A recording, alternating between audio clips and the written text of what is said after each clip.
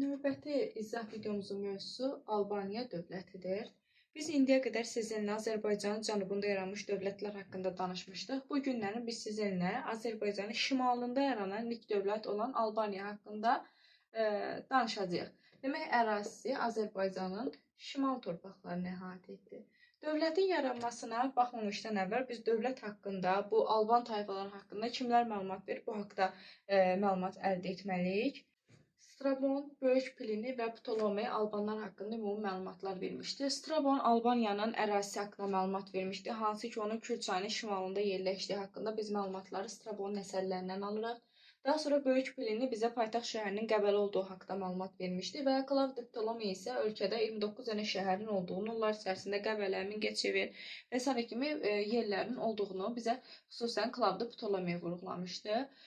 Ümumiyyətcə, Albaniyada qul əməyindən az istifadə olunmuşdu. Onlarda cəmiyyətin əsas istehsalçısı azad əhali idi. Yəni, azad əhali öz istehsal sahələrindən özləri istifadə edirdilər. Ölkədə ən hörmətli şəxs Ay məbədinin kahini hesab olunurdu. 1-ci əsrdən etibarən ölkədə su dəyirmanlarından istifadə olunmuş, şüşə hazırlanmış və möhürlərdən istifadə olunmuşdu.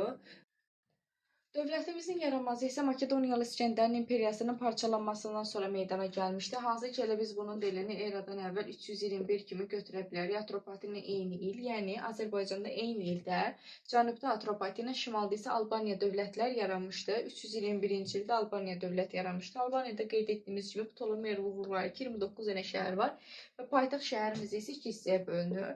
Birinci Qəbələdir. Biz deyirik ki, Qəbələ qədim Albaniyanın paytaxtıdır. Digər paytaxtımız isə Bərdədir. Bərdə şəhəri isə deyir ki, müasir Albaniyanın paytaxtıdır. Albaniya dövləti də həmçinin Atropatena dövləti kimi Romalıların hücumuna məruz qalmışdı. Atropatena dövlətindən danışarkən biz Atropatenada Pompeyin yürüşünü vurğulamışdıq. Həmçinin həmən yürüş Albaniya tarixçisində oxşar cəhətdir. Burada Pompeyin yürüşü olur. Pompey bura yürüş edərkən tərəflər arasında 2 dənə döyüşümüz baş verir. Birinci Kürçay sahilidir. Kürçay sahili döyüşü eradan əvvəl 66-cı ildə baş verir. Kürçay sahili döyüşündə 2 tərəf vuruşur. Biri Romadır, Albaniya dövlətidir. Burada Roma qalib gəlir, Albaniya məğlub olur. Alban ordusunu isə Oryos rəhbərlik edir və bu döyüşdə Alban ordusu məğlub olur. Çünki Romalılar burada hilədən istifadə etmişdilər. Tərəflər arasındakı növbəti döyüş eradan əvvəl 65-ci ildə Qanıq, digər adı ilə Alazan çayı sahilində baş verən döyüşdə üzr istəyirəm. Bu döyüşdə Atropatena Albaniya